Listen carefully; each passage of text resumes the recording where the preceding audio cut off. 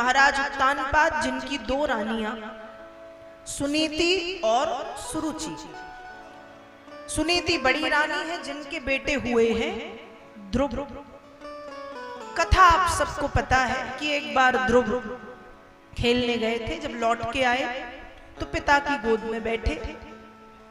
सौतेली माँ ने देखा तो पहले तो लगा कि मेरा बेटा है, लेकिन जब ध्यान से देखा तो बुरा लगा और ध्रुव को उठा करके पिता की गोद से पृथ्वी पर पटक दिया। और फिर ध्रुव से बोली कि नावत्स नृपतेर दृश्यम भवानारूढ़ुमर्हति नाग्रहीतो मया यत्त्वं कुक्षावपि नृपात्मजा। तुम राजा के गोद में बैठने की धृष्टता मत करो। तो ध्रुव जी ने कहा, माँ क्या राजा मेरे पिता नहीं? तो सौतेली माँ ने कहा कि राजा तो तेरे पिता हैं, पर मैं तेरी मैया नहीं।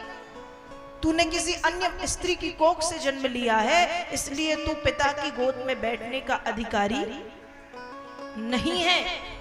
और यदि तुमको पिता की गोद में बैठना ही है तो क्या करना है? कहा यदि पिता की गोद में बैठना है तो जाओ, जाकर के तपस्या करो, भगवान से वरदान पाकर के फिर मेरी गोद में बैठो। और यदि ये नहीं कर सकते तो मर करके फिर से मेरी कोख से जन्म लो। एक 5 वर्ष के बच्चे को ऐसी कड़वी कड़वी बातें कही। जब ध्रुव ने माँ की बुराई की कि माँ ने ऐसा कहा तो समझाया। वेद व्यास जी भागवत में लिख रहे हैं, दीर्घम स्वसंती ब्रजनस्य पारो मपश्यति बालक माहवाला मामंगलम तात परेषु मनसथा भुंक्ते जनो यत् पर दुख दंस्ततो। जैसे डंडे की चोट खाकर के सर्प फुसकारता है, वैसे ही अपनी सौतेली माँ के कठोर वचनों को सुन करके ध्रुव लंबी लंबी श्वास ले रहे हैं। और ध्रुव ने जब ये बात अपनी माता को बताई है तो सुनीति की वही स्थिति है। सुनीति भी लंबी लंबी सांस ले रही, दुख का पार नहीं है। लेकिन सुनीति ने ध्रुव को समझाया है, माँ मंगलम, माँ का अमंगल मत सोचो। ध्यान रखिएगा, व्यक्ति को कभी किसी के बारे में बुरा नहीं सोचना चाहिए, कभी नहीं। क्योंकि हम जिसके बारे में बुरा सोचते हैं उसका बुरा हो या ना हो, हमारा बुरा जरूर हो जाता है।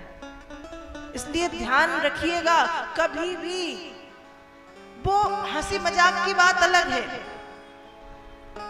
लेकिन कभी भी किसी के विषय में बुरा नहीं सोचना चाहिए। आज हम निंदा करते हैं, हमको निंदा करने बहुत आनंद मिलता है। 4-5 लोग बैठ गए और बैठ के बस इसकी बुराई उसकी बुराई। क्या हो रहा है? जिसकी आप बुराई कर रहे हो क्या उसका कुछ बिगड़ता है? बिगड़ रहा है? किसका बिगड़ रहा है? हमारा। किसका बिगड़ रहा है? हमारा खुद का। हम निंदा कर रहे हैं, सबसे पहले हमारी वाणी बुरी हो रही है। हम निंदा कर रहे हैं, हमारा मन मैला हो रहा है। हम निंदा कर रहे हैं, हमारा खून भी जल रहा है।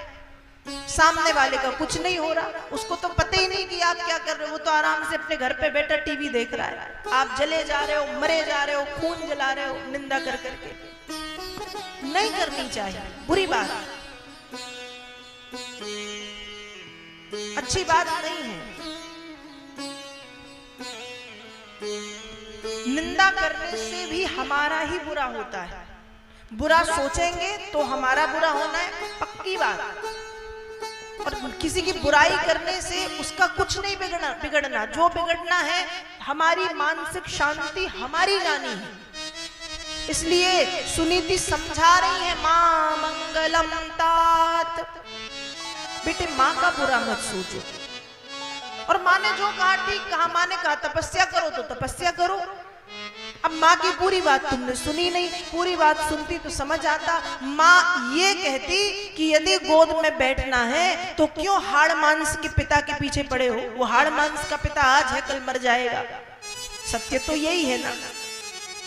यदि गोद में बैठना है तो जगत पिता की गोद को प्राप्त करो, जो आदि, जिनका आदि अंत नहीं, जो अनंत अनंत है। अर्थात तमेव वत्साश्रय भृत वत्सलम मुमुक्षुभिर्मृग्य पदाब्ज पद्धतिम अनन्य भावे निज धर्म भाविते मनुष्य वस्थाप्य भजस्व पुरुषम्।